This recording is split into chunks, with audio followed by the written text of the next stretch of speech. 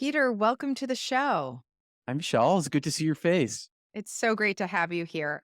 I'm really delighted actually to introduce you to all of our listeners because while I've followed you for some time, I know we're going to be introducing you to some new people and it's exciting because getting to know you is nothing short of extraordinary. We actually met 7 or 8 years ago, believe it or not. It's been that long. I think at that point, you were giving a talk right outside of Washington, D.C. in Fairfax, Virginia. And you at that point were on your way to becoming this international best-selling author. So I am delighted that you are here. And likewise, I've followed you since then and have watched your growth and your career travel. And I am very glad to be your guest here today. Well, as I was saying, Peter, you've had some of the most extraordinary experiences of really anyone I've met on this journey. You've had not one, but two near death experiences. One, if that weren't enough for this lifetime, but two. And so there's a lot of wisdom that I know you have to share. And I'm excited to unpack that and have you tell us more about that. One of the things that I read about you that you wrote that I hope you'll indulge me while I read back to you because it really resonated with me at such a deep level. You write, my goal is not to persuade you, but to encourage you to open your heart and look within. As Jesus, Yogananda, Lao Tzu, Rumi, Meister Eckhart, and Pandajali have taught. They call it the way, singleness, oneness, the light, the beloved, and the ineffable. It is experiential. I want to help you experience it and understand what it is and whom you are by finding and feeling inner energy, which brings inner peace. Wow. Trying to sum it up there. Yes. So everything that I was taught before I died disappeared when I died. And I came back with a transformation of myself. I had a visitation to union, which is difficult to talk about because it's the same problem all the people you just named and many, many more had after their unitive experiences, after their deep mystical experiences in the divine. It is paradoxically and literally unspeakable. And because it's unspeakable, what are you going to do? How do you tell it? Where are the words? Well, we're going to try to unpack it as best we can because I do think, look, not everybody, but a lot of people have started to awaken to this idea that we are not separate, that we are all connected, that there is this unity, that there is this divinity within us, that the divinity is not just outside of us, but it dwells within us. And so many of these mystic scholars that you reference here have spoken about it. It may not have been as clear, as overt as how we're trying to talk about it today, but it's always been there. And so as I read a lot of your current writings, it just resonates. It's all within, Always was. always was. Well, with that, I'm hoping that you will take us on a bit of a journey for our listeners who don't know your story. And I'm going to include the links to the show notes. I really encourage you to pick up Heaven is Beautiful, How Dying Taught Me That Death is Just the Beginning. Would you please take us back to 1980, Alberta, Canada, and what was going on for you in your life at that time and what transpired? I was a college student on exchange from the University of Massachusetts at Amherst, where I was an English major. And I didn't want to go home from Montana State to visit with my family at spring break. And so decided to go to Canada on a high adventure backcountry snow caving, cross country skiing expedition ending with a day of ice climbing. And it wasn't my first winter experience. It was my most intense for sure. But the previous year I had spent my spring break backpacking on the Appalachian Trail. And that was not my first experience either. So this was a new environment for me with these high peaks and this extremely cold weather, but it was not a strange environment for me. So I went off for this week-long trip into the backcountry on skis and to snow caving with my partner, Tim, and who was also experienced. And at the end of this I think we had 2 weeks off. At the end of this expedition we were on, we went to go ice climbing. And I'm gonna spare you some of the, trials and tribulations that are in the book. I had never ice climbed before. I had mountaineered, I had mountain climbed, mountaineered. That sounds like I went to the Himalayas now. I was in New England mostly, and a lot in Montana on the high peaks and all kinds of weather. And I'd rock climbed before. I could handle ropes and knots and all that stuff, but I'd never ice climbed. But Tim was a certified lead climber, so he was well trained. But I made a mistake, and I will tell you about that. I made a mistake, and that's what cascaded into my night of hypothermia. And the mistake I made is I climbed with one axe and a hammer instead of two axes, which meant that my ascent was much slower than everybody else's. I tired sooner because I couldn't hang on the hammer. I could hang on the axe and relax, but I couldn't hang on the hammer.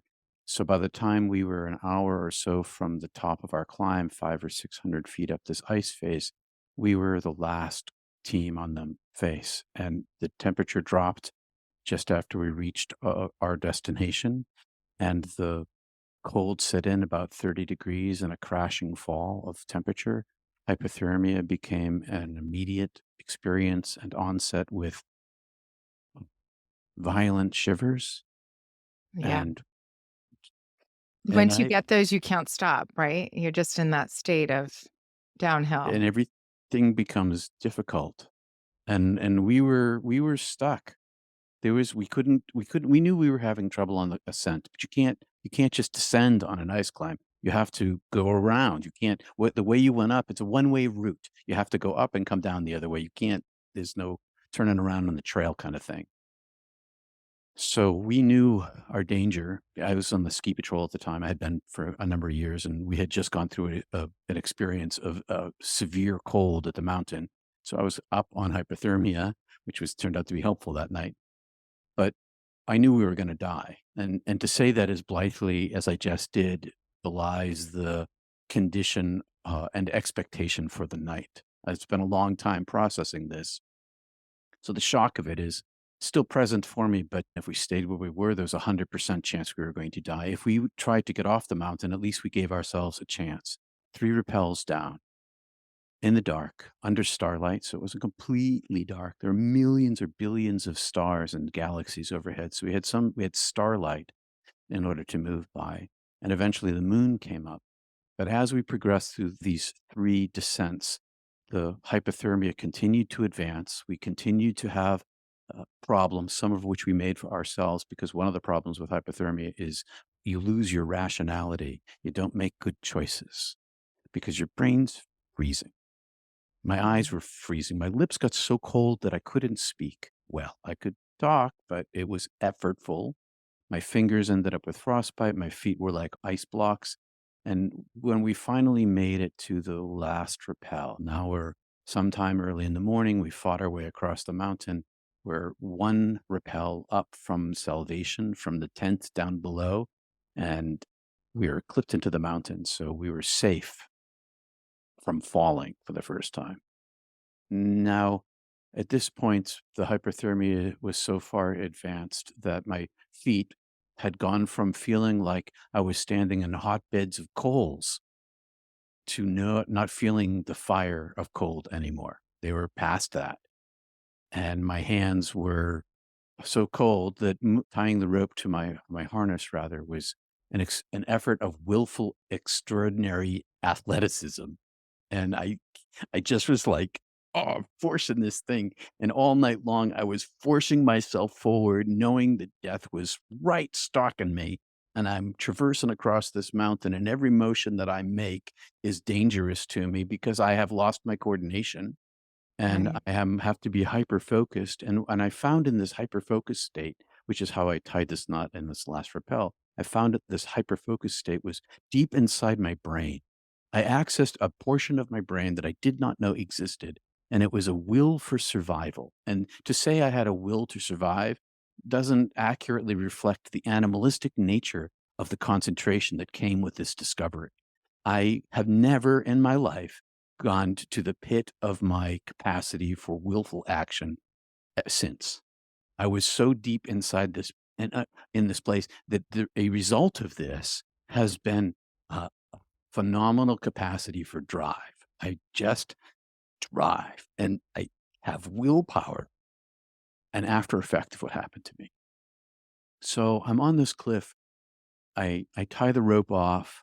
We're on a ledge. I'm clipped into the mountain with iron pinned in a ring and a harness and a carabiners, and Tim is next to me. And we're to the state of hypothermia where we're in desperation. I tie the rope to my harness. I throw up the other side so I can pull the rope through, and it jams on the very first tug. Just like I toss it out around and I'm like, and I can't move it. And Tim can't help me, and now we are on death row. I can't reascend because I only have half the rope. Can't climb back up the rock face with my crampons on in the dark, in the shadow. It was death all around us, and so as I kept trying, I had this heat overcome me, and so I unzipped, which is the typical thing that happens, and I knew better, though. I was ski patrol. I knew that you weren't supposed to do that, but I didn't care. I was Mm. hot. I felt all the blood rush up into the core of my chest. And I remember thinking to myself, I don't need my hands and feet to survive. Not really.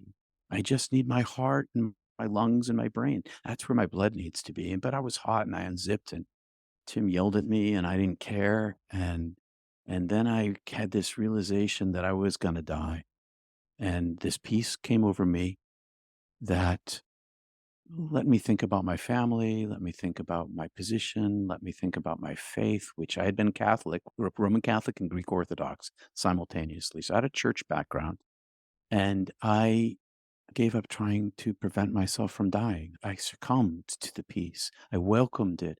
And my desperation went out and I began to fall asleep. I'd fall asleep and crash on the rock. I'd stand back up again. Last time I stood back up again, as I repeated this, falling asleep, I had tunnel vision and the tunnel vision collapsed. And as the tunnel vision collapsed, I remember thinking I must be falling asleep because I'd never seen such a thing and I had been falling asleep. So it made sense to me.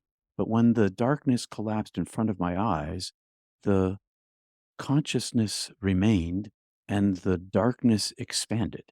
And so I knew that I wasn't asleep and I didn't understand what was going on. I just knew that I don't know where the mountain is anymore. I knew I didn't know what was going on. And I couldn't, Did you have any pain at that point? Were you in a place where it was oh, beyond? yeah, no pain, no pain, no pain, no sense of my body, no sense of the world, no sense of the mountain. I knew I must be on the mountain. I remember thinking, where'd the mountain go? Where's Well, I knew that I should be on the mountain, but I wasn't, and I didn't know where I was, and I could see into this expanse of darkness, but this expanse of darkness actually had depth to it. And the depth, and I can't explain why. Everything I'm talking about from this point on is all in metaphor or simile, because there is no language, and that's the problem. Rumi, Kafir, Jesus, Teresa of Avila, Julian of Norwich, every NDEer has the same problem, near-death experiencer. You can't say what can't be said. And so this darkness expanded in front of me and it had a texture to it and a depth to it. And the depth became much more apparent when a pinprick of light appeared at this phenomenal distance. Some sort of phenomenal expanse was right in front of me, and I was on the edge of it. And this dot came rushing toward me, this dot of light. And as it came toward me, it expanded to fill my vision. And as it came toward me, the closer, and it came like that. It was an instantaneous distance completion, almost maybe sort of superpositioned, and it communicated to me telepathically, non-linguistically, no language, just information, and I can't explain to you how that works. It spoke to me intelligence, intelligence beyond my capacity to grasp. It spoke to me of welcome, of intent. It's intent to take me. I am taking you, it told me, and it communicated to me power. And the moment that it took me, I understood its intelligence and its power, and it was superpositioned. It was the fullness of the divinity compressed into a capacity that was able to interact with me and still a billion times more powerful than me, but not the fullness of infinity. It was a reduction of infinity. And so I was enveloped by this entity and I didn't want to go. I put up resistance. When it told me it's time to go, no, I'm not going anywhere. But my power was immaterial to it. It took me and enveloped me and enfolded me inside itself. And inside itself, I was a light body, a body, and this is a metaphor. I wasn't made of photons. I can't tell you what I was made of, but I still had a shape somewhat like a human being. I was a being of light, and I could see myself. I could see through this entity, and I was compressed inside of it, but being fed intravenously comfort, love, welcome, bliss, while I was being shown its immense capacity for strength and intellect, mindness. The mind of it was beyond my capacity for understanding. So not only was I inside of this entity, being whisked back up to the same spot and through which it had originated for me. I was inside of this being carried, and it took a little time on the way back. And when I got to the edge of this dimension, I was unfolded into this nothingness. Did this entity unfold itself and me with it and become this, or was it always this? But I don't know what my entry was into it. And so when I'm sort of melded into this no thingness, it's no thingness that is expansive. It is darkness itself, but it is illuminated darkness, and I can see in every direction at once. But at the very edge of my vision, in every direction, was a darkness that my understanding couldn't penetrate. And I knew it was infinity. And I realize as I see myself, as I understand myself, and there's no difference between my energy of my beingness and my understanding of myself and my experience of sight and thought. I am all one thing, and I know myself. And now I know myself as this is who I've always been. This is my true self. I understand myself. I am in contentment in this. I am alone in this belly of the divine, this ocean of the divine, and I am utterly the only one there. And it's huge. I should be frightened. I should be feeling scared of my separateness from myself, but none of that exists. All suffering and pain is gone, and I know me. And as I know me and I see in every direction at once, I think to myself, I've always been this. And the light appears to me inside this space. It's like a ripping open of the darkness. And as the ripping open of the darkness comes, it is a flow like a waterfall, a flood of light. There's this energy that flows from it that attracts me like no other. And I move toward it with my being and I want it. And it wants me. And as I come to it, I see its surface, I see its depth, I see it's translucent and it's transparent. I see through it into the darkness itself. And as I go to it, I reach to it to touch it with my being. And as I touch it with my being, I open. And as I open, it opens me. It flows inside of me. And I am in uh, so many things happen at once. This is a timeless space where I am expanded. And I tell this in a sequence because I don't know how else to do that. I see myself as I am, not as I imagine myself to be. I see my human self as I was. I see my soul self as I am. I hear my name being called. I am being called into being. It's my birth, it's my origin, it's my all-time life as an entity of the divine presence. Simultaneous to that, I see my own human life. So I'm going to talk about the soul part of it first. And Please. so I hear my name being my original sound, my original music, my original frequency, and it's eternal. It's almost eternal. It's eternal, but not quite infinite, because I see my origin of myself, not as a human being, but as an individual photon. I'm a single photon, and I am, again, superpositioned with this massive amount of photons. All those stars in the sky, they are the divine being itself. In its depth, I cannot conceive of, I can't see its end of it, or its height, or its breadth. All of this, and I am it. I am the same substance as it, but I am separate and limited from it. I saw the core of my being as being the same as the infinite. I saw my like a lower part of my soul self. This is like the highest part of my soul self. And the lower part of my soul self is this part of me that's always being called into being. And I understand and see this long, everlasting length of this soul self. And this is like a long, I've been calling it a baguette. It's this very long baguette. And inside this very long baguette are all these time slots. And all these time slots are like skewers that you use for kebab. And they're all stuck inside the everlasting length of my soul. And I am the soul that is inhabiting these timelines. And all of these timelines, all of these incarnations, from my point of view, are simultaneous. And then I get carried simultaneously while all this is going on, while my name is still being called. I also experience a hell as recently dead Peter. And so now I see I am inside my my how do I describe this? It is my recently dead self and my life review. It's the book of life. It's the Akashic records. There's a bazillion names for the life review, but I know that there is no part of my human life that I had just left that is unseen.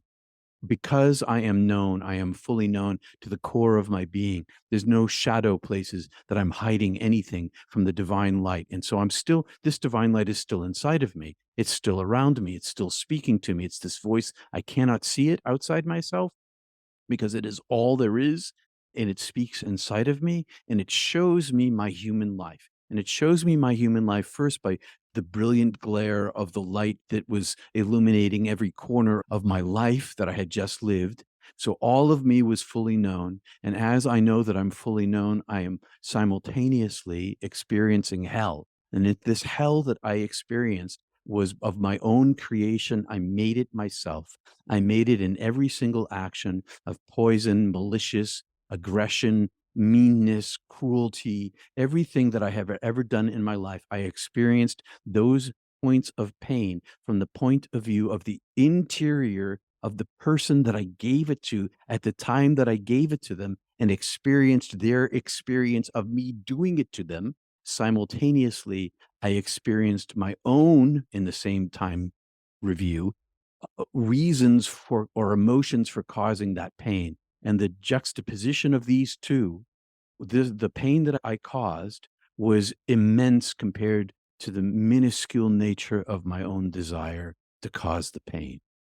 And I Mhm. saw myself, I experienced the emotions and the adrenaline and the chemical reactions and the feelings of these people and my own smallness. But it wasn't just in a comparison to the other person, it was in comparison to purity, to unlimitedness, to the maker of all there is, to the creator of everything. And I see myself as guilty, not that I was judged because I wasn't judged. I judged myself because of the pain that I gave away. I saw my smallness. And in seeing my smallness, I was shown the smallness of all humanity. And I experienced this radical equality of all of our limitation. It's not that my limitation is better or worse than yours. It's that it's not unlimitedness. It's not the divine purity itself. And so there's this radical equality of all of our brokenness, and it's not just limited to humans. It's the limited nature of the divinity as it creates itself in the universe. The entire universe manifested out of perfection becomes imperfection of necessity. And so in order to exist here, it has to be limited and imperfect. And because I am in this imperfect form as a human being and everybody else is, it's not my fault that I caused the pain in people. I'm just being a human being. And even though I made these choices in my limited nature, I didn't write the code that created the universe that made me a limited creature. I carried no guilt for that. And it made me see, in all my life ever since, this equality with everybody. And so as I'm in this hell and suffering my own judgment of myself, the divine being of my beloved is still speaking inside of me. My beloved is saying to me, I love you. I have always loved you. From the origin of your creation as a singular photon, I have known you and all of your lives and all of yourself, and I have always loved you. Love is my nature. Love is my being. Welcome. And as I turned away from myself, as I listened to the love that was offered to me, I felt all of the love of my lifetime. I carried all of the love I gave away in my life. I carried all of the love I had given away in my life, and it enabled me to hear the love that was being spoken to me. And as I listened, I was infilled with this expansion of forgiveness, mercy, love, beauty, bliss, understanding, knowledge, peace, compassion, awe, and I could see my recent human life. To my parents, my Yeah. mom is suffering now. I said to the divine being, but what about my parents suffering? Because my sister had run away when I was 14, had vanished and shattered my family. We're suffering the loss of grieving the loss that is unending. And that's the circumstance of my suffering parents. And I said, what about them?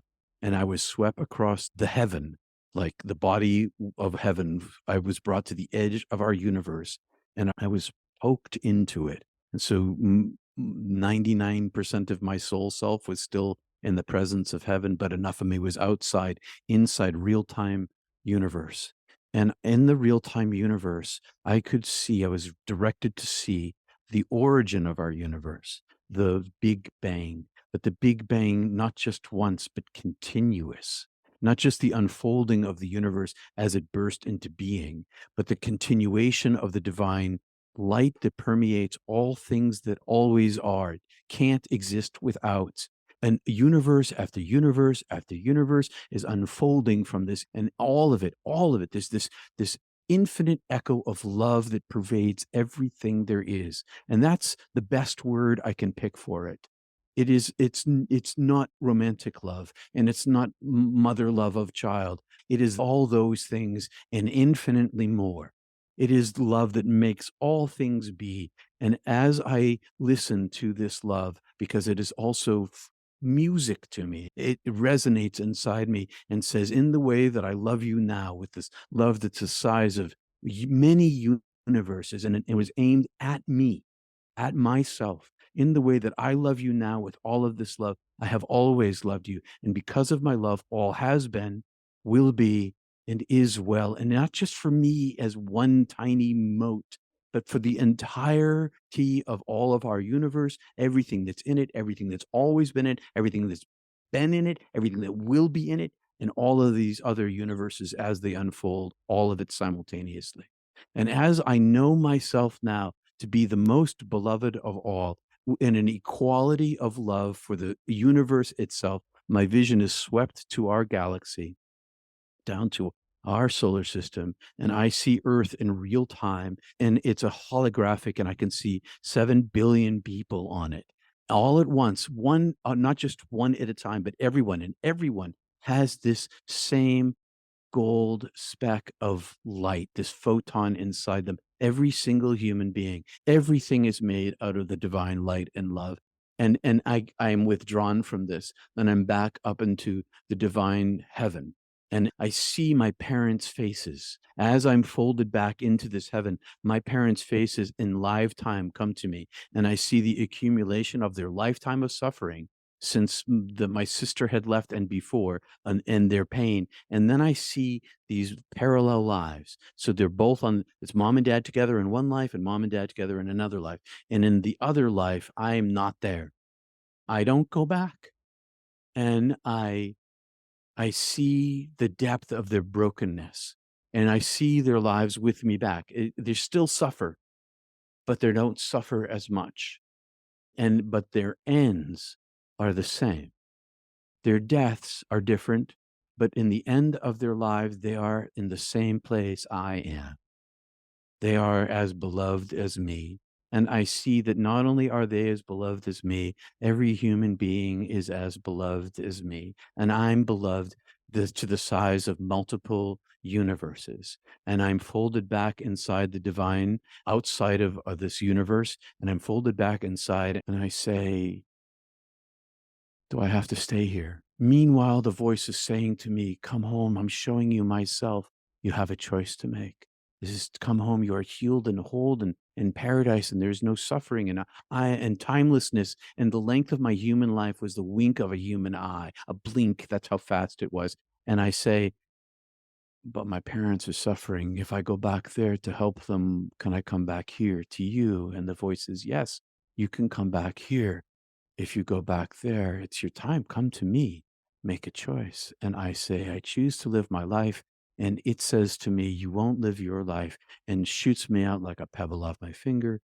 And as I go, I am once again accompanied by this angelic being that enfolds me and travels with me. And it is the divine self. It's a reduction of it, but it is the divine self. And I'm being carried by it. And as I'm being carried by it, I'm being compressed inside of it. And as I'm being compressed inside of it, I come to this to 10 million doorways, doorways without number. And all of them have tunnels, and all of these hallways from these doorways all lead back to the physical body.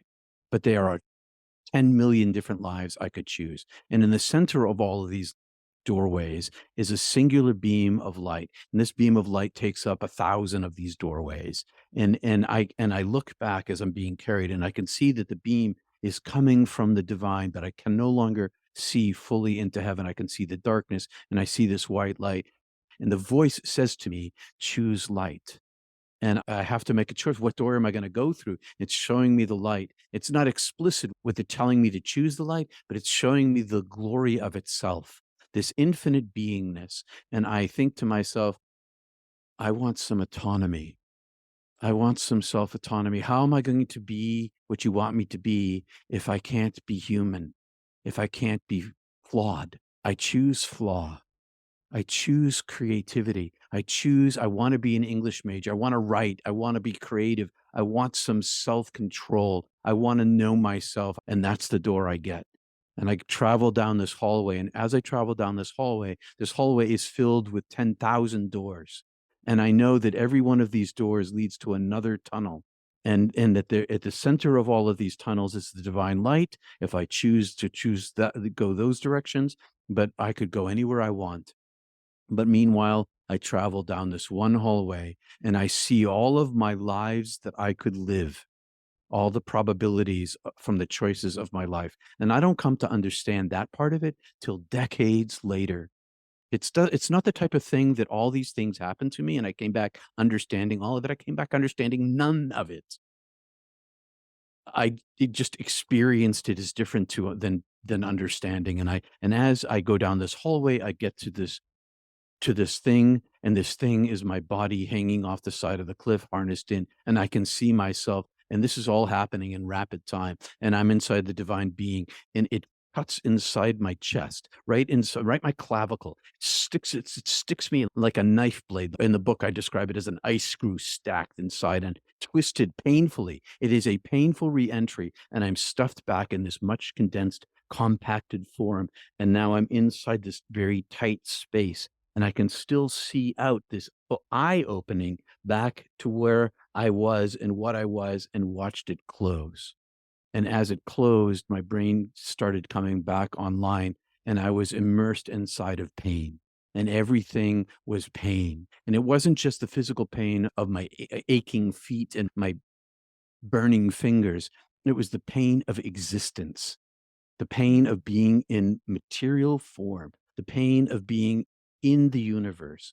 And as my brain came back online, all I was suffering, and my hearing came back to me. And as I begin to hear again, I hear noise, and it resolves into screaming and yelling, and that resolves into voice. And the voice is saying, don't die, don't die, don't die. And I am this thing I'm in is being moved, and I feel it, and I open my eyes, and there's a face, and the face is Tim, but I don't know him. I don't understand what's going on. He's screaming at me, "You are dead, you are dead." And he pulls me up, and I stand next to him, and I know that I am not fully in my body, that most of me is beyond. And finally, I understand who he is and where I am, because all this is coming back to me because my brain's working, and he gets me to pull the rope, and maybe it was a miracle. I don't know what happened. All I know is that the rope came free on the first pull, and we descended, and we went into his very nice tent with it was an Arctic tent until we warmed up enough to get in the car, which was right across the street. And from that point on, everything changed.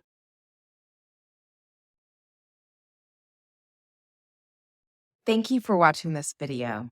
If you enjoyed it, please comment, like, and subscribe to this channel to continue to receive content that inspires. Let us know what resonates and what you'd like to hear more about. You are here for a purpose. It's time for you to step into that purpose, become the most authentic version of you, and start living, truly living your extraordinary life. It's never too late. And in fact, we're just getting started.